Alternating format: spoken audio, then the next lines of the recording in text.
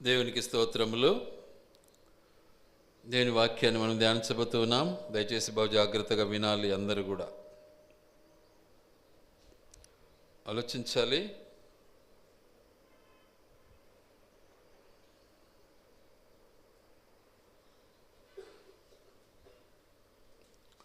ఒకసారి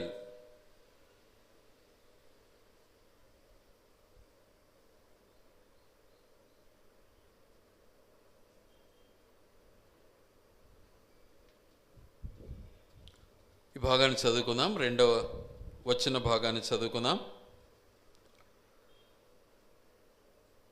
ఎలీషా, నా వలన నీకేమి కావలేను, నీ ఇంటిలో ఏమి ఉన్నదో అది నాకు తెలియచెప్పుమనెను. అందుకు ఆమె, నీ దాసురాలైన నా ఇంటిలో నూనె కుండ ఒకటి ఉన్నది, అది తప్ప మరేమీ లేదనెను. ఎంత గొప్ప విషయం! ఈ మాటను ఒక్కసారి మనం జ్ఞాపం చేసుకుందాం. ఆమె దగ్గర ఏముంది? ఒక్క నూనె కుండ మాత్రం ఉంది, ఇంకేమీ లేదు. ఇహలోకానుసారమైనటువంటి ఏదీ లేదు. ఈ ఆస్తి, అంతస్తులు, సంపదలు ఏమీ లేవు. దేవుడు అనుగ్రహించినటువంటి ఆ ఆత్మ ఒకటి ఉంది, ఆ పరిశుద్ధత ఉంది, ఆ కుండ ఒకటి ఉంది. అందుకే దావీదు మహారాజు అంటాడు 23వ కీర్తనలో ఏమంటాడు చూడండి దయచేసి. 23వ కీర్తన 23వ కీర్తనలో ఒక మాట ఉంటుంది. ఏమంటాడు? నా గిన్నె ఏమంటాడు? ఎక్కడ ఎన్నో వచ్చినాం? 5వ వచనం. నా శత్రువుల ఎదుట నీవు నాకు భోజనము సిద్ధపరచదువు, నూనెతో నా తల అంటి ఉన్నావు, నా గిన్నె నిండి పొలుచున్నది. ఆలోచించండి ఒకసారి. నా గిన్నె నిండి పొర్లుతా ఉంది. ఎందుకు? ఆయన ఇచ్చినటువంటి నూనె, ఆయన ఇచ్చినటువంటి పరిశుద్ధత, ఆయన ఇచ్చినటువంటి రక్షణ, ఆయన ఇచ్చినటువంటి మారు మనస్సు, ఆయన ఇచ్చినటువంటి రక్షణ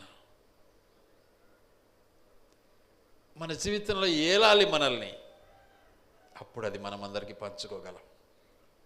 చాలామంది పంచుకోలేరు, సుత్తె కొడతారు కానీ వాక్యము ఓ ఓ అని చెప్తారు కానీ పంచుకోవడానికి చేతగా చాలామందికి. ఏంటిది? సాక్ష్యం. పంచుకోలేరు, చేత కాదు. రకరకాల పిట్ట కథలు చెప్తారు, రకరకాల కవింపు మాటలు చెప్తారు, నవ్వే మాటలు చెప్తారు, కానీ సాక్ష్యం ఉండదు. ఏం ప్రయోజనం? కానీ ఇక్కడ మనం చూసే మాట ఏంటంటే చాలా స్పష్టంగా అంటుంది వాక్యం. ఏమంటుంది అంటే, ఇప్పుడు చదివిన భాగంలో పాత్రలన్నీ నిండిపోయినాయి. ఏమైపోయినాయి? పాత్రలన్నీ నిండిపోయినాయి. ఇంట్లో ఉన్న పాత్రలన్నీ నిండిపోయినాయి. ఇల్లంతా నిండిపోయింది. ఇల్లంతా పరిశుద్ధాత్మ ఆవరింపున అనుభవిస్తూ ఉంది. ఇల్లంతా కూడా దేవుని యొక్క మహిమ నింపబడింది. ఇక శత్రువు ఎక్కడుంటాడు? అందుకే దావీదు మహారాజు ఇక్కడ మాట్లాడిన మాట ఏంటంటే, నా శత్రువులు ఎదుట నీవు నాకు. ఎంత గొప్ప విషయం ఈ మాట ఒకసారి మనం ఆలోచిస్తే. నా శత్రువులు ఎదుట నీవు నాకు భోజనము సిద్ధపరిచావు, కొరత లేని జీవితం ఇచ్చావు. నేను అనుభవించి చెప్తున్నాను ఈ మాటలు. నేను ఊరికే చెప్పలే ఈ మాటలు, అనుభవంతో కూడిన మాటలు ఇవి. ఏదో ఆడు రాసినట్లు ఈడు చెప్పడం కాదు, అనుభవాలు దేవుడు ఇచ్చాడు నాకు.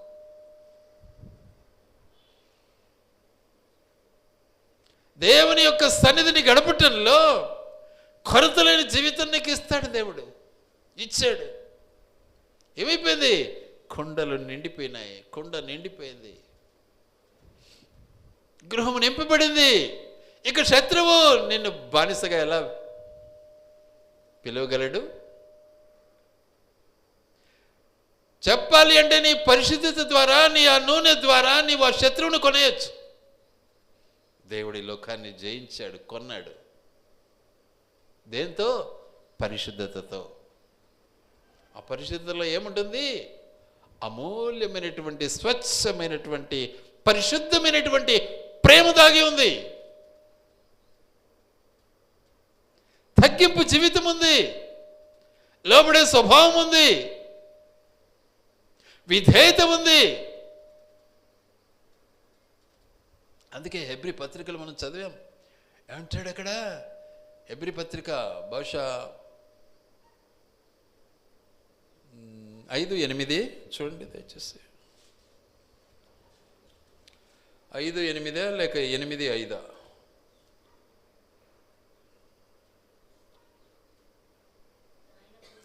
ఆయన కుమారుడయ్యుండి తాను పొందిన శ్రమల ద్వారా, చూసారే, కష్టాలుంటాయి, బాధలుంటాయి.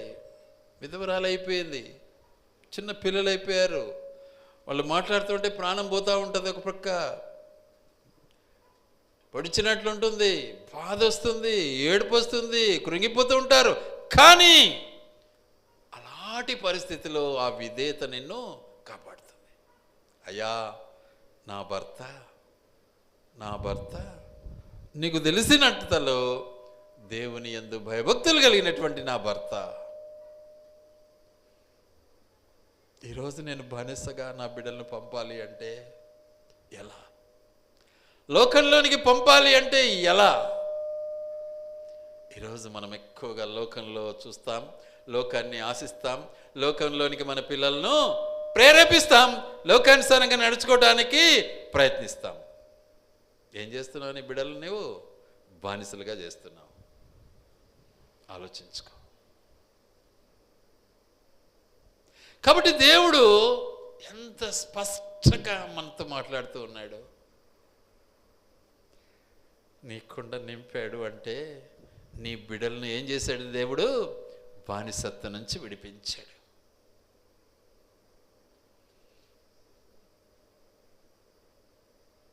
నన్ను ఒకప్పుడు ఎంతోమంది అన్నారు, ఏంటి నీ పిల్లలకు నువ్వు ఇంకా పెళ్లి చేయకుండా ఉన్నావే అన్నారు. ఇక రకరకాలు అన్నారు. నేను ఒకే జవాబు చెప్పాను, దేవుడు తరుణం ఇస్తే చేస్తాను, దేవుడు సమయం ఇచ్చినప్పుడు చేస్తాను. దేవుడు నడిపిస్తాడు, దేవుడు కార్యం చేస్తాడు. బిడ్డలనిచ్చింది నా దేవుడే నాకు. కాబట్టి మీరందరూ ఈ విధంగా చెప్పినంత మాత్రాన నేను ఉలిక్కి పడేదానికి వీలు లేదు. కాబట్టి ఆ సమయం వస్తుంది, దేవుడు చేస్తాడు కార్యం. అయినా ఆలస్యం వల్ల నిర్లక్ష్యం కాదది, దేవుని సమయం కొరకు ఎదురు చూడటం వల్ల దేవుడు చేశాడు కార్యాలు. అదేవిధంగా ఇంకా ఎన్నో విషయాలు వింటాం, అంటారు. ఏమంటారు? రకరకాలు అంటారు అని మనము లోకానికి భయపడనక్కర్లే, దేవుని వైపు చూడాలి. దేవుడు తప్పకుండా మనకు నిండు హృదయం ఇస్తాడు. ఏమంటాడు? నీ శత్రువులు ఎదుట, నా శత్రువులు ఎదుట నీవు నాకు ఏం చేసావు? భోజనం సిద్ధం చేసావు, బిర్యానీ పెట్టావు, పులావ్ పెట్టావు, కొరత లేని జీవితం ఇచ్చావు.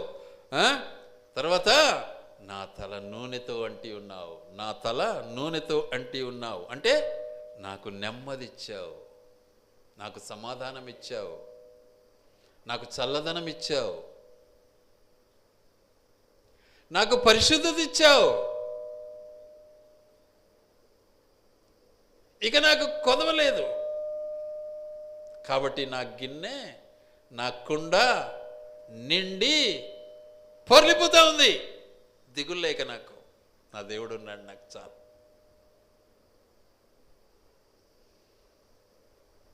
ఎంత గొప్ప ఆలోచన ఇది చూడు. దేవుని యొక్క ఉద్దేశం ఎలా ఉంది, దేవుని యొక్క చిత్తం ఎలా ఉంది. విధవరాలని చిన్న చూపు చూస్తావా? వీనికి ఎవ్వడు లేడులేని వానికి దిక్కు లేరులే అని నువ్వు ఇబ్బంది పెట్టాలని చూస్తావా? దేవుడున్నాడు. దేవుడు కాపాడుతాడు. దేవుడు మార్గం చూపిస్తాడు. ఆయనతో మనం ఉంటే ఆయనతో మనల్ని నడిపిస్తాడు. ఇప్పుడే మనం చూసాము, హనోకు నడిచాడు, నోవాహు నడిచాడు. ఆయన కొరకు ఎదురు చూడటంలో ఆ నిండు హృదయం మనకిస్తాడు. ఆయన కొరకు ఎదురు చూసినటువంటి ఆ మహాతల్లి ఎవరు? అన్న. ఎన్ని సంవత్సరాలు? 84 సంవత్సరాలు.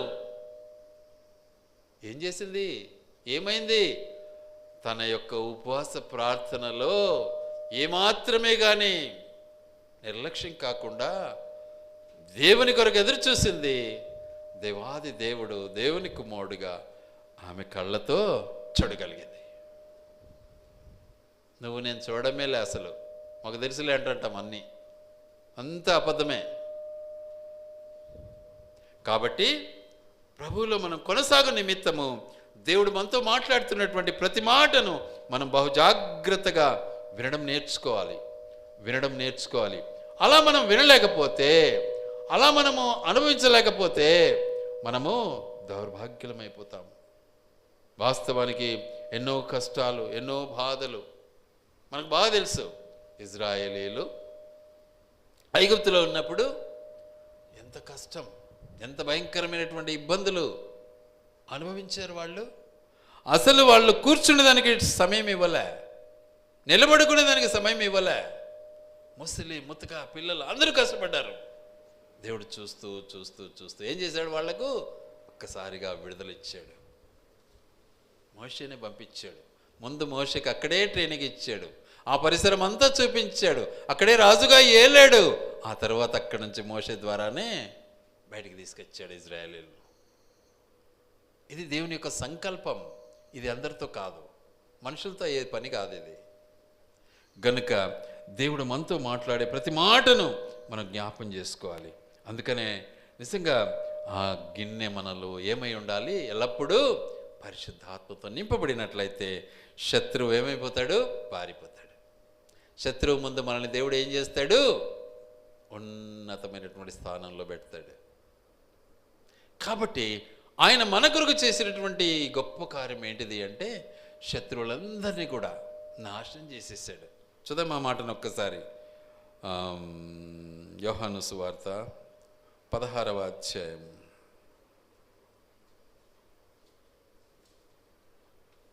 యోహాను సువార్త 16వ అధ్యాయం 33వ వచనం చదువుకుందాం. నా యందు మీకు సమాధానము కలుగునట్లు ఈ మాటలు మీతో చెప్పుచున్నాను.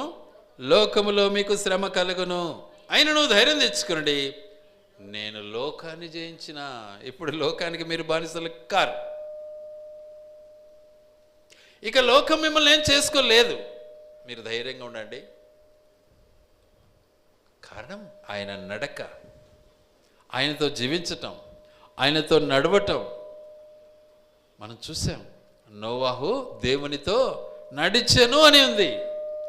ఆ తర్వాత హనోకు దేవునితో నడిచెను అనే మాట మనం చదివాం. కాబట్టి మన జీవిత విధానాన్ని మనము జ్ఞాపం చేసుకోవాలి. ఇక్కడ మన ముందు పెట్టాడు ఎవరిని? ఎలీషా భక్తుని మన ముందు పెట్టాడు. ఎలీషా భక్తుడు అంటే ఎవరు తెలుసా? ఎలీషా అంటే అర్థం ఏంటో తెలుసా? దేవుని రక్షణ అనే అర్థం. God is salvation. ఎలీషా అనగా అర్థము దేవుని రక్షణ.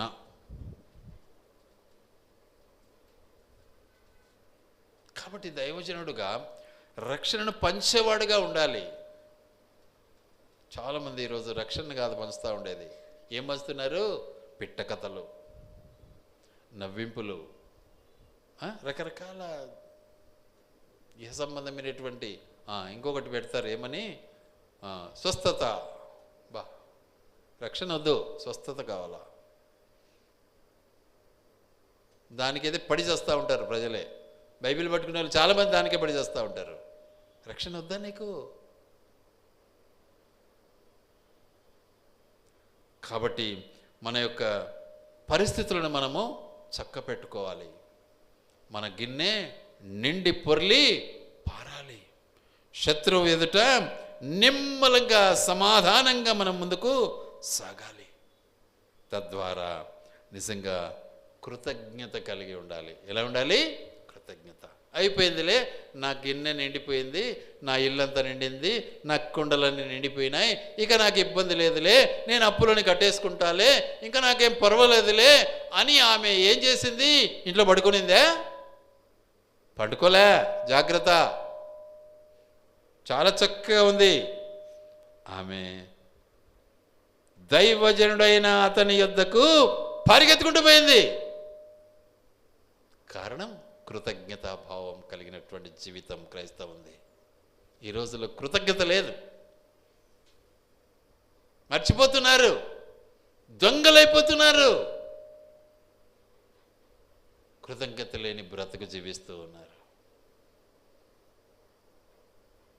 కాబట్టి వెళ్దాం దేవుని దగ్గరికి. దేవుడు చేసిన గొప్ప కార్యాలను బట్టి, మనకిచ్చిన రక్షణను బట్టి దేవునికి మనం కృతజ్ఞత చెల్లిద్దాం. దేవుడు నిజంగా మన పట్ల ఆయన ఎల్లప్పుడూ కూడా సిద్ధంగా ఉన్నాడు. రాండి రాండి రాండి రాండి రాండి. ఏం చేస్తాడంటే నీ పాపాలన్నీ కూడా రక్తం వల్ల ఎర్రని వైనను సరే వాటిని ఏం చేస్తున్నాడు? తెల్లగా మారుస్తాను నేను అంటున్నాడు. శుభ్రం చేస్తాను, నిన్ను క్షమిస్తాను, నిన్ను శుద్ధునిగా చేస్తాను, నీ గిన్నె పరిశుద్ధాత్మతో నింపుతాను, నీ తల అంటుతాను, నెమ్మది వస్తుంది నీకు, బీపీ ఉండదు, ఇక షుగర్ ఉండదు, మళ్ళీ సమాధానం ఇస్తాడు దేవుడు మనకు. ఆత్మీయ అభిలాష ఉంటుంది. ఈరోజు అభిలాష ఎవరిలో ఉంది? సొంత అన్నదమ్ముల్లో లేదు, తల్లి పిల్లలో లేదు, ఇక బంధువుల్లో ఏముంటుంది? ఈ విషయంలో నేను ఎంతో బాధపడుతూ ఉంటా.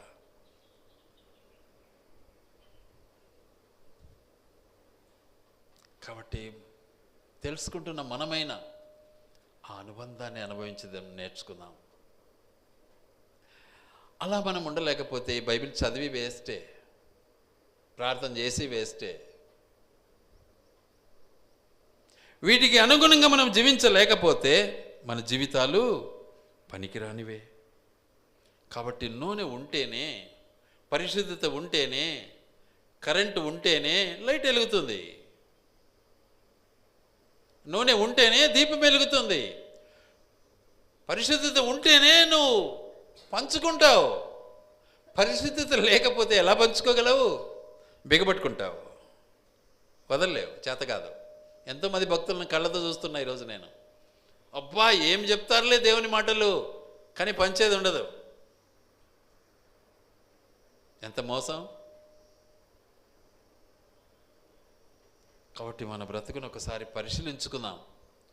ఆ బలులో మనం పాలు పొందాలి, ఆయనతో నడవాలి. మనం ఆయనతో నడవాలి అంటే ఆయన శరీర రక్తాలను బట్టి మన జీవితాలను అమర్చుకోవాలి. మన కోసమే ఆయన రక్తం కార్చాడు, మన కోసమే ఆయన శరీరాన్ని అప్పగించాడు. కాబట్టి నిండు హృదయం కలిగినటువంటి వారమై, తండ్రి యేసుప్రభు ఏమన్నాడు? తండ్రి వీళ్ళు తెలియదు, వీళ్లకు క్షమించు తండ్రి అన్నాడు. అంటే ఆయన హృదయం ఎలా ఉంది? నిండు హృదయుడై ఉన్నాడు, సంపూర్ణుడై ఉన్నాడు. నీకు నాకు ఉంది అది. ఉలిక్కి పడుతూ ఉంటాం మనమైతే, చిన్న చిన్న మాటలోనే ఉలిక్కి పడుతూ ఉంటాం, తారాడుతూ ఉంటాం, అడుగులు అటు ఇటు పోతాయి, చూపులు దిక్కులు తిరుగుతూ ఉంటాయి. ఏంటి మన యొక్క జీవితం? అందుకే నేను చెప్తుంటాను, నెమ్మది, శాంతం, నెమ్మది, ఓర్పు సంపాదించుకోండి, తొక్కులాడొద్దండి, ఓర్పు సంపాదించుకోండి. నా మాటలో చాలా అర్థం ఉంటుంది, కానీ నవ్వుతూ ఉంటారు. కాబట్టి నిమ్మలం కావాలి, చంచలత్వం కాదు. చంచల హృదయులు దేవుని రాజ్యానికి వెళ్ళలేరు. అసలు చంచలులు ఎవరు? పిరికివారు.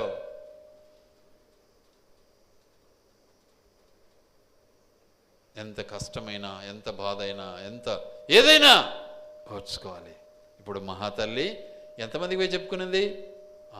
ప్రెసిడెంట్కి పోయి చెప్పిందా, లేకపోతే ప్రైమ్ మినిస్టర్కి పోయి చెప్పిందా, లేకపోతే ఆమె పాపము పక్కింటోనికి పోయి చెప్పిందా, లేకపోతే ఆ నాయకుడు ఈ నాయకుడు ఆ షావుకారు ఈ షావుకారు ఎక్కడికైనా పోయి చెప్పిందా? లేదు, దేవుని దగ్గర పోయి చెప్పింది.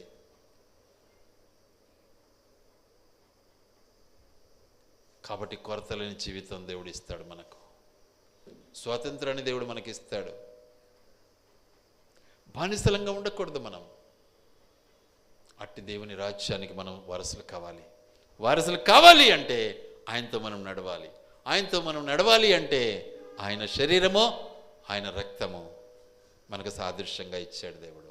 జ్ఞాపకం చేసుకోండి, ఇది క్రియగాను ఆత్మీయంగాను మన జీవితాలను మనం మలుచుకుంటూ దేవుని యొక్క రాజ్యంలో మనం చేరటానికి దేవుడు మనకిచ్చినటువంటి గొప్ప ఆధిక్యతను మర్చిపోకుండా ప్రభు బలలో మనం పాలు పొందాం. దేవుడి మాటలు ఆయన వెనుకిడిలో దీవించునుగాక.